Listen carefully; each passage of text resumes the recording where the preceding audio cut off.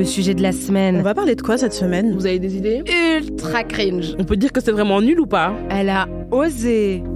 Alors, cette semaine, on va vous parler d'une figure controversée, c'est le moins qu'on puisse dire, parce que mercredi 22 novembre, donc hier, est sorti le biopic de Napoléon par le réalisateur Ridley Scott avec Joaquin Phoenix. Et du coup, à l'occasion de la sortie du film, on s'est posé plein de questions et notamment on s'est demandé pourquoi un tel engouement en fait, pourquoi on se fascine toujours par ces hommes-là, par ces parcours de soi-disant grands hommes qui sont très problématiques, c'est le moins qu'on puisse dire. Donc le film, on l'a pas encore vu, mais on a lu des critiques, on a fait nos recherches, et apparemment, ça ne serait pas une glorification d'un grand homme de l'histoire. Le film montrerait Napoléon terrifié, anxieux, colérique, aveuglé par son ego fragile. Alors, peut-être, mais pour moi, c'est quand même un énième film, une énième mise en avant d'un personnage déplorable de l'histoire. Et il y a des historiens et historiennes qui même déplorent des inexactitudes historiques qui participent à sa glorification dans le film. Par exemple, rien que la phrase en fait qui est sur l'affiche du film,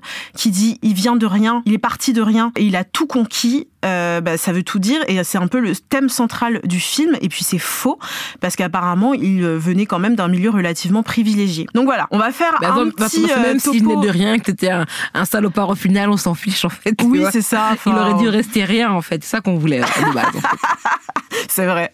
Du coup, on s'est posé plein de questions et moi je voulais juste revenir sur qui était Napoléon et pourquoi est-ce qu'il a été adulé. J'ai noté dans mes notes pourquoi qui était Napoléon, pourquoi c'est une merde et pourquoi il est adulé. Bref.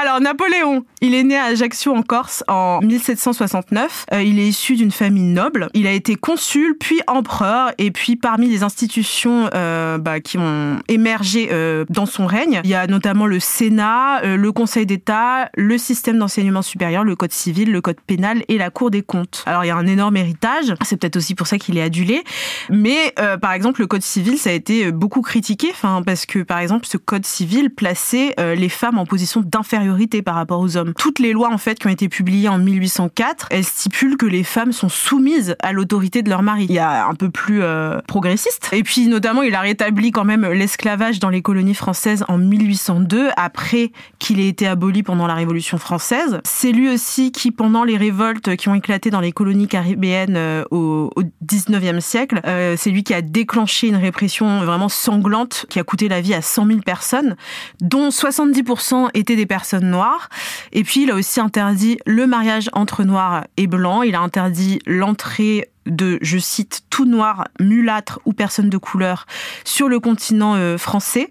Et puis, il est aussi à l'origine de mesures discriminatoires qui mettent fin à l'émancipation des Juifs. Bon, j'en passe parce qu'il y a un sacré palmarès. Franchement, il a une liste, voilà. Un palmarès de saloperie, quoi. Voilà, donc c'était pas vraiment un héros, pas du tout même. C'était vraiment un meurtrier de masse, en fait. Et pourtant, ce tyran est vénéré comme une figure emblématique, notamment en France. Ça serait d'ailleurs la figure historique la plus représentée au cinéma. D'après le magazine La Croix, il a été représenté plus de 700 fois au cinéma. Et comme je disais, il est adulé, surtout en France. Je sais pas si tu te rappelles, mais le président français Emmanuel Macron a commémoré les 200 ans de la mort de Napoléon en 2021. Oui, je me souviens, ça a fait un scandale un peu. Et en fait, il a qualifié les décisions horribles de Napoléon d'erreur. C'est un petit euphémisme. Oui. Et il a également salué le génie militaire de Napoléon. Donc évidemment, comme tu le disais, c'était très controversé. Commémorer, ça peut être bien, mais célébrer, ça veut dire qu'on glorifie quand même un personnage dont je viens d'énumérer les exploits qui ne sont pas très glorieux. Si on peut choisir de commémorer quelqu'un, malgré tous les crimes contre l'humanité, les crimes de guerre qu'il a pu commettre, alors que même ces actes en eux-mêmes sont des crimes contre l'humanité, c'est un peu le serpent qui se mord la queue, c'est ça, parce que moi je me dis, est-ce que d'ici 50 ans, on va commémorer Hitler en disant, ok, c'est un salopard, mais il a quand même fait avancer l'industrie automobile, tu vois ce que je veux dire? Je me dis, en fait, non, si maintenant ce qu'il a fait de mal est plus choquant que ce qu'il a fait de bien, il faudrait pas en parler. Je pense qu'il faudrait juste dire oui, on lui doit le code civil, point. tu vois. Oui, de là à faire une commémoration, c'est autre chose, je trouve aussi. Et donc, on s'est demandé d'où vient cette espèce d'adoration pour ce personnage. J'ai un petit peu fouillé, il y a énormément de raisons. J'ai vu qu'il y avait à l'époque une énorme imagerie qui a joué un rôle, en fait, dans les journaux, les brochures, les pièces de théâtre, les peintures, qui d'ailleurs étaient souvent commandées par lui-même, qui sont parues. Moi, j'ai un truc à dire. Je sais qu'il était petit, donc est-ce que tu penses que, un peu comme Sarkozy, qui se fait plus grand dans les photos quand il est pris en photo avec sa femme, est-ce que tu penses qu'il se dessinait plus grand? Oui, non seulement il se dessinait plus grand, mais en plus les peintures du coup qui ont été commandées un peu fin 1799, début 1800, en fait le représentaient en héros, vraiment en sauveur, limite à l'image du Christ, quoi. C'était des images par exemple qui dépeignaient l'armée française décimée par la peste, et puis t'avais Napoléon qui arrivait un peu comme un sauveur, baigné de lumière, parfois avec, tu sais, le doigt un peu tendu vers le peuple, vraiment à l'image du Christ, quoi. Donc il y avait vraiment toute une imagerie autour de ça qui a sûrement participé à son adulation. Et je pense que sa glorification, elle est due à plein de facteurs différents, mais aussi le nationalisme, la mémoire historique qui est clairement sélective. En fait, les gens choisissent de se concentrer, comme tu disais tout à l'heure, sur certains aspects de ce personnage-là et minimisent et ignorent aussi d'autres aspects beaucoup plus négatifs du personnage, quoi. Enfin, ça sert aussi, je pense, cette glorification à des objectifs politiques, forcément, parce que, voilà, comme je disais, c'est vraiment un symbole du nationalisme français. Donc voilà, et moi je me suis demandé, du coup, pourquoi est-ce qu'on adule tous ces grands hommes de l'histoire? Pourquoi cette fascination pour tous ces hommes horribles? Et je me suis rendu compte qu'il y avait quand même un énorme engouement, en fait, pour tout ce qui est historique et pour toutes les séries historiques bourrées d'inexactitudes. Je sais pas si, par exemple, tu connais les Tudors, The Crown. Et surtout là, je vois que tu parles de Vikings. Parce que moi, c'est une série que j'avoue que j'ai adorée. Mais en fait, on se rend pas compte que les Vikings étaient déjà des voleurs de terre et souvent des violeurs. Ils violaient les gens qui trouvaient là-bas, ils les tuaient. Et j'ai l'impression que, tu vois, la série nous fait voir un peu les Vikings comme genre des explorateurs gentils qui ont beaucoup de valeurs familiales. D'ailleurs, quand tu parlais du nationalisme, du coup, les Vikings sont aussi un grand symbole de tous les mouvements nationalistes et du coup nazis. Mais qu'est-ce que t'aimes, par exemple, toi, dans la série Vikings? Mais je trouve que le mec, il est trop beau, en fait. Il est beau, il est sexy, tu vois. Il a ce côté un peu blond sale qui vient d'Australie, mais en fait, c'est un Norvégien, tu vois. Tout ça, quoi. C'est juste ça. Parce que s'il avait été moche, j'aurais pas regardé. Moi, je suis le genre de fille qui, quand le mec est beau, ben bon, ça passe, tu vois. D'accord. J'avoue, ils t'ont eu comme ça, alors. Et il y a aussi plein de biopics, plein de films sur plein de figures historiques controversées qui sont parus. Par exemple, sur César, là, on l'a vu, Napoléon, De Gaulle, Roosevelt, etc. J'en passe. Et en fait, derrière toute cette adulation qu'on retrouve du coup dans la pop culture, il y a une vision idéalisée de la masculinité, de la virilité et du pouvoir avec tous les clichés qui s'y rattachent. Et c'est aussi quelque chose qu'on retrouve dans les jeux vidéo, dans plein de choses de la culture. Et là, tu parlais des Vikings, mais il y a aussi l'image des gladiateurs avec le film justement de Ridley Scott aussi, qui est sorti en 2000, Gladiator, et qui a participé à populariser la figure du gladiateur avec le personnage de Maximus, qui vraiment reprend tout l'archétype du héros masculin viril. C'est ça, c'est vraiment ma femme, mon épée, ma terre. C'est vraiment ça, quoi. Slogan du prochain film. D'ailleurs, Ridley Scott va commencer le tournage de Gladiator 2 en 2024, donc on voit que vraiment il y a un engouement et ça n'en finit pas, quoi. Et il y a plein d'autres figures comme ça hors Napoléon. Il y a par exemple Christophe Colomb qui il y a pas longtemps il y avait un débat autour de sa canonisation. Il y avait des gens qui voulaient le canoniser. Christophe Colomb, entre gros guillemets, explorateur, ou plutôt colon, il porte bien son nom, qui n'a rien découvert du tout d'ailleurs. Il y a même un jour férié aux États-Unis qui lui est dédié. Donc on voit vraiment que toutes ces figures historiques masculines, blanches, avec vraiment des passés quand on fouille, ou même quand on fouille pas d'ailleurs, qui sont pas du tout glorieux, sont encore aujourd'hui adulés. Et on dit souvent en fait qu'il faut se souvenir du passé pour pas le répéter, et je trouve ça bien. Mais quand le passé est déformé pour correspondre à des idéologies oppressives ou que certaines figures problématiques sont glorifiées, pour moi là ça pose problème. Enfin, ça, j'imagine que tu es d'accord. Comme tu l'as dit, tu vois, à l'époque Martin Luther King était traité de terroriste, tu vois. Donc c'est un truc que Booba dit dans une chanson. Booba, c'est pas un exemple à suivre, mais bon, il dit que l'histoire est écrite par les vainqueurs. C'est vraiment ça en fait. Donc je pense que l'histoire est change tant qu'elle nous arrange, tu vois. Donc voilà, il faut, même quand on dit se souvenir de l'histoire, de la vraie histoire, vérifier ses sources, vérifier qui parle. Et souvent je dis un truc à mes sœurs, je dis à qui profite le crime. Donc voilà, savoir qui parle, d'où ça vient. Ouais, grave. Et puis au-delà de prôner le fait de juste devoir se rappeler, je trouve qu'il y a quand même beaucoup d'efforts qui sont faits pour justement manipuler un peu cette mémoire collective, comme tu le disais tout à l'heure, et la fabriquer, la déformer en faveur de ce que les sociétés veulent montrer d'elles-mêmes. Par exemple, je sais pas pour toi, mais enfin j'imagine que c'est la même chose. Mais dans mes cours d'histoire, les parties sombres de la France, elles étaient survolées, complètement twistées. Puis on passe 1000 ans sur les victoires. C'est vraiment quand j'ai grandi que j'ai su que la France a eu vraiment un rôle actif dans la Deuxième Guerre mondiale, parce qu'avant c'était genre en mode nous les Belges on était vraiment neutres donc on faisait rien, mais ils étaient vraiment très actifs, tu vois, et on a l'impression qu'il y avait vraiment les méchants et les gentils et que les héros c'était Churchill, tout ça, et j'ai appris les trucs sur Churchill, c'était un salopard aussi, tu vois. Donc ouais, et déjà on montrait dans les Japonais comme les gens horribles, mais en fait je pense qu'il y avait des monstres des deux côtés et que l'histoire n'est pas toute blanche ni toute noire, c'est vraiment des zones de gris et de pluvieux et de merde en fait. Donc voilà. C'est poétique ce que tu dis, Kumbis. Ouais. Et en fait, je me dis, en glorifiant tous ces hommes blancs, l'idée que les hommes blancs, justement, sont les gardiens de l'autorité intellectuelle, c'est un peu ça qui ressort. Et il y a une glorification excessive de tous ces personnages historiques qui fait qu'on néglige leur politique horrible, quoi, comme ce qu'on vient de dire, quoi. Toi, donc, du coup, quand tu parles de personnages horribles, nous, on est belges. Et je me souviens, dans les années 2014, 2015, tout ça, il y avait plein de débats parce que il y avait tout un collectif congolais qui voulait qu'on déboulonne, du coup, la statue de Léopold II. Donc, Léopold II, pour les gens qui ne connaissent pas, c'est un roi belge. Et il a fait beaucoup de merde au Congo. Il a même été jugé l'une des colonies et l'inquisiteur les plus violents de l'histoire. Et franchement, il faut le faire pour pouvoir avoir ce titre-là.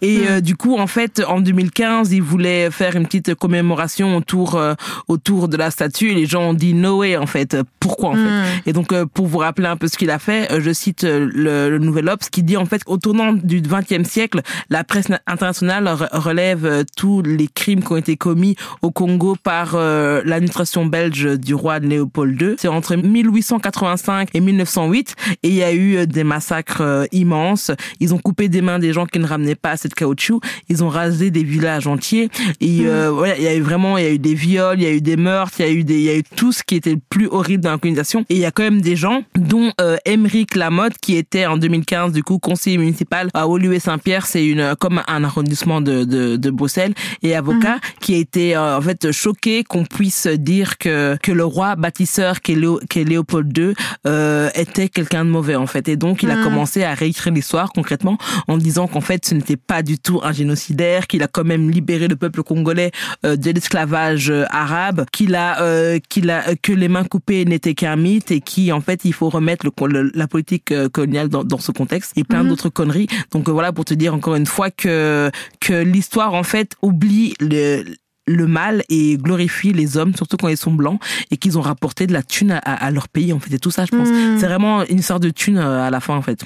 Je pense. Toujours. Always. Et là, tu parles de déboulonnement et en réponse en fait à toute cette glorification et déformation de l'histoire, il y a eu ces déboulonnements de statues. Je voulais faire un petit point là-dessus. Il y a eu pas mal d'appels à déboulonner les statues après et lors des manifestations qui ont suivi la mort de George Floyd en 2020. Aux États-Unis notamment, il y a un petit peu partout dans le monde, et notamment aussi aux Antilles, où il y a des statues des figures confédérées, de colons, d'esclavagistes qui ont été endommagées ou retirées. Et il y a plein de gens qui se sont offusqués en disant que ce serait effacer l'histoire que d'enlever ces statues-là, qu'elles étaient là pour nous rappeler l'histoire. Encore toujours la même excuse. Mais les statues, en fait, c'est quand même, une statue quand même, juste qu'on revienne quand même à l'essentiel, une statue dans l'espace public, c'est clairement une glorification et en plus il n'y a pas souvent de contexte historique autour de ces statues. Si maintenant il y avait au moins une pancarte qui disait ce mec est un salopard mais il est important donc on le laisse là, et même pas ça, tu vois. Je sais pas si tu vois dans les maintenant sur Walt Disney,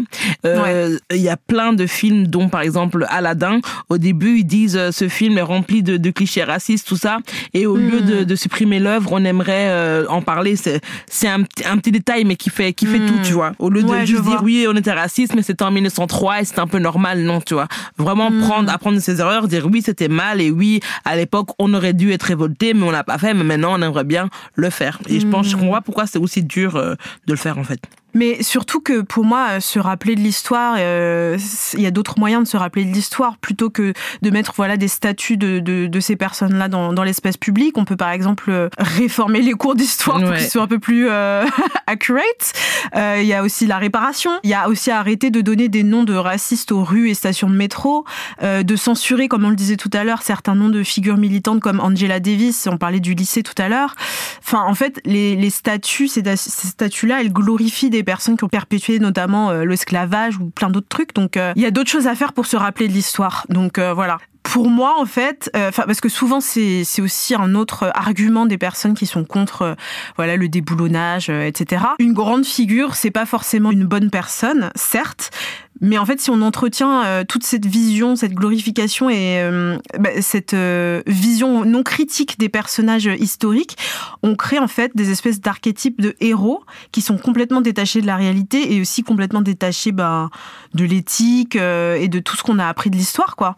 Et je pense qu'il y a une différence entre apprécier des exploits ponctuels, des réalisations de tous ces personnages, et puis complètement twister la réalité, remplacer la personne qui a vraiment existé dans nos esprits par une version complètement idolâtrée et whitewashed. Et je pense que ce serait bien aussi de remplacer ces personnes-là qui sont sur des piédestaux par des personnes qui mériteraient davantage d'être reconnues, des personnes dont on parle pas assez souvent, des femmes par exemple. Et surtout, tu vois, parce que souvent on dit oui, mais c'est qu'un film, mais le problème, c'est comme tu as dit, c'est que la vérité n'est rétablie nulle part, et surtout pas à l'école ni dans les journaux. Donc en soi, c'est le film qui reste et c'est l'idée et l'imaginaire collectif qui reste du mec, et donc on se dit c'est un mec bien en fait, tu vois. C'est vraiment ça. Et tu voulais nous parler d'une trend. Ouais, c'est ça. Du coup, en parlant TikTok. de grand homme et de remixage d'histoire, il y a on doit vous parler de la trend TikTok qui s'appelle Roman Empire, donc l'Empire romain. En fait, en septembre, tout le monde ne parlait que de ça.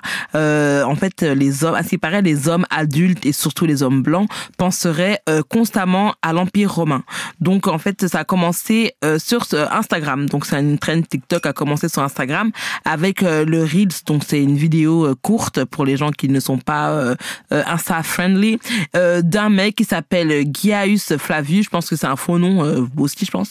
Et en fait, il a écrit un texte qui dit « Ladies, vous ne réalisez pas à quel point les hommes pensent souvent à l'Empire romain. Demandez à votre mari, copain, frère ou père, et vous serez surprise de leur réponse. » Donc, en fait, il y a eu un déferlement de femmes qui ont filmé leurs mecs ou les hommes de leur vie en leur demandant combien de fois tu penses à l'Empire romain par jour, par mois. Et on était choqués. En fait, les hommes pensent beaucoup, beaucoup, beaucoup à l'Empire romain. Et ils disent en fait que c'est une fascination. Ils disent que parce que c'était une belle époque, il y avait les gladiateurs et bien sûr ils enlèvent tout le côté esclavagiste, tout le côté femme soumise, tout ça. Et pour eux, c'était vraiment genre une des périodes où l'homme était le plus viril et le plus honoré de l'histoire. Et du coup, on aimerait savoir pourquoi les hommes sont autant fascinés par les périodes sexistes et problématiques et pourquoi l'Empire romain surtout. Ouais, moi j'avais vu cette trend sur TikTok et j'étais hyper intriguée. Je me dis comment ça, l'Empire romain? Pourquoi est-ce qu'on penserait quotidiennement à l'Empire romain? J'ai trouvé ça trop bizarre et en fouillant du coup, j'ai compris pourquoi. Parce que vraiment, effectivement, j'ai regardé les vidéos et il y a apparemment énormément d'hommes qui penseraient à l'Empire romain. Donc j'ai voulu comprendre pourquoi. Et en fait, c'est une fascination qui date pas d'hier et ce serait propre notamment à la droite et à l'extrême droite, ou en tout cas aux valeurs qui y sont rattachées. Ouais. Et j'ai lu un article de Vox qui datait de 2019, qui a été écrit par le journaliste Sean Healing, et en fait où il explique que les masculinistes et la droite sur Internet font vraiment beaucoup de références en fait à la Grèce et à la Rome antique. Et en fait, c'est toute une fascination pour la culture spartiate, pour les philosophes stoïciens, les penseurs comme Aristote et Platon. Et c'est une croyance que toute cette culture grecque, romaine ancienne, ça serait le fondement de la civilisation occidentale et que ces cultures seraient l'apanage des hommes blancs. Alors leur but, c'est pas juste en fait de célébrer les cultures anciennes par pur amour de l'histoire. Enfin, en fouillant un peu, en lisant plein d'articles, je me suis rendu compte que c'était surtout de consolider en fait tout un récit de l'histoire qui, comme tu le disais, glorifie le patriarcat, la suprématie blanche, un petit peu pour mettre des bâtons dans les roues de toute forme de progressisme qu'on peut voir aujourd'hui. Donc en gros, ils sont pas contents parce que voilà, on parle de transphobie, on parle d'égalité entre les genres, etc. Et du coup, il y a cette espèce de retour en fait à des valeurs anciennes, et ça passe notamment par l'Empire romain. Et donc dans cet article-là de Vox, il y a Donna Zuckerberg, qui est autrice du livre Not All Dead White Men, Classics and Misogyny in the Digital Age. Je traduis, pas tous les hommes blancs morts, les grands classiques et la misogynie de l'ère digitale. Et donc, elle dit, Donna Zuckerberg, la célébration de la civilisation occidentale est en réalité une façon de célébrer les réalisations culturelles des hommes blancs. Il considère la Grèce et la Rome antique comme le point de départ de cette idée imaginaire de la civilisation occidentale. En gros, l'histoire sert de prétexte pour glorifier la masculinité et la blancheur. Ils se tournent vers le monde antique, en fait, pour trouver la confirmation de leurs idéaux, de leur vision biaisée du monde, et ils veulent modeler l'avenir des États-Unis. Alors je parle des États-Unis parce que cette trend, elle est qu'elle vient de là-bas. Elle est vraiment forte en fait aux États-Unis. En fait, ils veulent un peu modeler l'avenir des États-Unis en se tournant vers ces anciennes cultures pour y trouver des modèles qui renforcent un peu leurs idéaux, leurs attentes. À savoir du coup l'idée que les hommes seraient naturellement dominants, plus rationnels que les femmes, qui seraient elles émotionnelles. Il y a aussi la figure du mâle alpha, et il y a plein d'arguments aussi en faveur du racisme, de la colonisation. Enfin, c'est tout cet imaginaire-là, en fait, qui est rattaché à la Rome antique. Moi, ce qui me fait rire, c'est qu'ils oublient qu'en fait, à cette époque-là, il y avait que les riches qui vivaient bien. Eux, la plupart des racistes aujourd'hui auraient été des pauvres pesants, tu vois, des gens qui mangeraient du pain rassis et du lait pourri, en fait, tu vois. Ils croient trop qu'ils allaient vivre dans les beaux, dans les belles maisons, tout ça. Non, t'aurais été esclave et tu serais mort dans l'arène, en fait, et tout. Il y a toujours cette déformation de la réalité pour en fait fitter ce qui t'arrange aujourd'hui, quoi. C'est un peu comme tu disais, une fois que c'est des gens morts, tu t'adoucis un petit peu tout, tu modifies un petit peu tout pour que ça corresponde à tes valeurs, tes idéaux, tes attentes, etc. Et en fait, j'ai l'impression qu'ils ont tellement peur des progressistes qui seraient en train de créer une société décadente et multiculturelle, en fait, qui vouent un espèce de culte à ces cultures occidentales anciennes qui, selon eux, serait vraiment un modèle supérieur, mais surtout un modèle raciste et patriarcal, quoi. Ouais. Et d'ailleurs, parlons un peu des femmes pour changer, parce que là, on a parlé beaucoup des hommes. Et du coup, vous savez, ce qui est chouette avec les trends d'Internet, c'est que ça crée des nouvelles trends. Et du coup, après les 2 milliards de vues qu'a rassemblé le hashtag Roman Empire, les femmes sur TikTok se sont demandé quelle était la version féminine de l'Empire romain. Et leurs réponses sont vraiment ce qui se fait de mieux en termes de pop culture. Donc, il y a la princesse Diana, le procès des sorcières de Salem, le lip sync de Tom Holland sur Umbrella. Je sais pas si vous avez l'image en tête, mais c'est là où on a vu la première fois Zendaya et Tom Holland ensemble. Et en fait, il est habillé en sexy, en mini-jupe en cuir, et il danse sous la pluie, et du coup, il se prend pour Rihanna. Donc, c'est vraiment un moment de la pop culture. Et à ce qui paraît, les femmes pensent aussi beaucoup à leurs meilleures amies, mais pour des trucs un peu plus tristes, terre à terre et proches du coup des réalités des femmes, quand les hommes pensent à la guerre et à la puissance, les femmes pensent souvent à leur mort et à leur enlèvement. Donc voilà, en fait, l'empire romain des femmes, c'est soit des trucs très cool, soit des trucs très tristes et très du coup quotidiens, parce que oui, les hommes font peur. D'ailleurs, ça me fait penser à une interaction sur Twitter où un mec avait dit « Ok, d'accord, vous n'aimez pas les hommes, mais si on n'était pas là, qui vous protégerait ?» Et les femmes ont toutes répondu « Mais nous protéger de qui du coup, parce que vous serez plus là, donc en soi, on n'a pas besoin de protection. » Donc voilà. Ouais.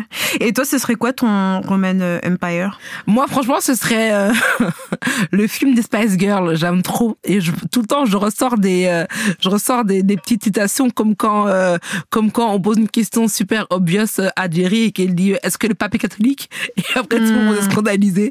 Donc voilà. Et toi, c'est quoi ton Roman Empire? Franchement, j'en sais rien, je dirais. C'est nul, hein. Mais je suis vraiment une personne à chat. Genre, je pense que c'est les chats.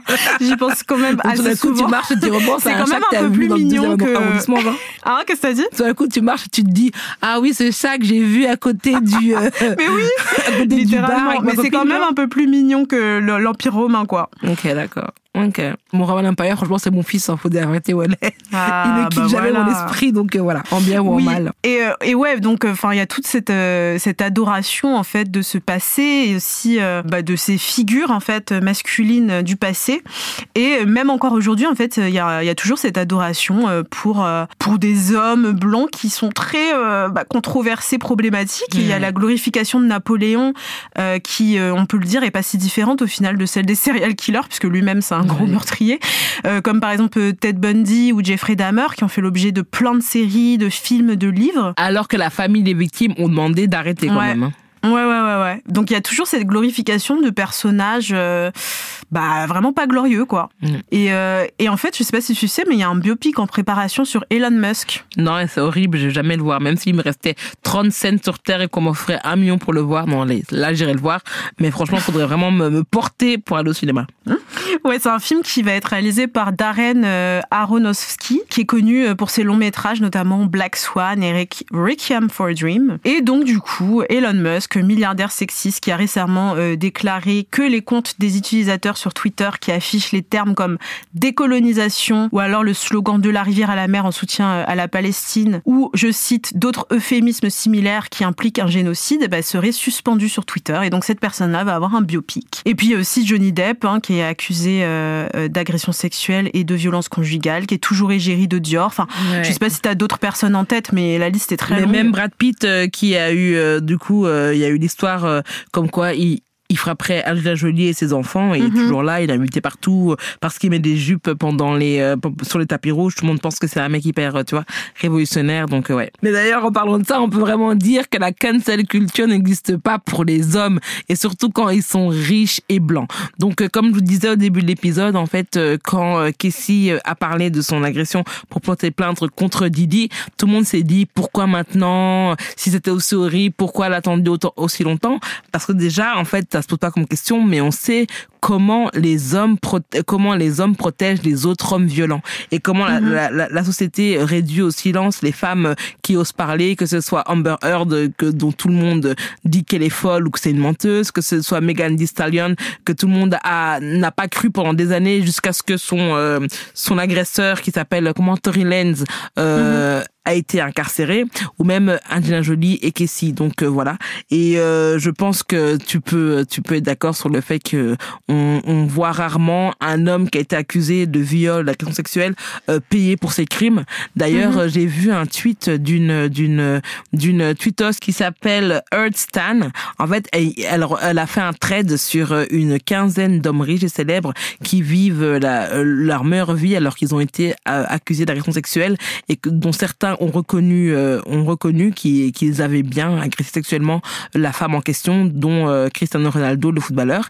Il y avait Sean Penn, il y avait Boy George, il y avait Chuck Berry, il y avait Jack Nicholson. C'est tous des gens qui sont encore adulés aujourd'hui, qu'on aime, qu'on respecte en plus dans les milieux où ils évoluent, alors qu'ils ont été reconnus coupables d'agression sexuelle, de viol et voire plus. Ouais, donc cancel culture à deux vitesses. Ouais. Et pour finir, qu'est-ce qu'on peut dire? On peut dire qu'il faut peut-être donner plus de visibilité à des figures un peu plus cool quand même. Ouais, c'est ça. Et même pourquoi attendre que les gens soient morts pour faire des films sur eux? Je sais pas, il y a des gens hyper cool qui sont vivants et qui ont besoin de force en fait. Et je pense que tout le monde connaît un peu l'histoire de Napoléon et qu'on s'en fiche de savoir qu'il était anxieux et qu'il faisait les proutes avant que le discours, tu vois, on s'en fiche. Je sais pas. Et moi je pense que franchement, il y a tellement de figures tellement chouettes, que ce soit des natifs américains, que ce soit des natifs africains, qui ont vraiment changé l'histoire du continent, dont on pourrait parler.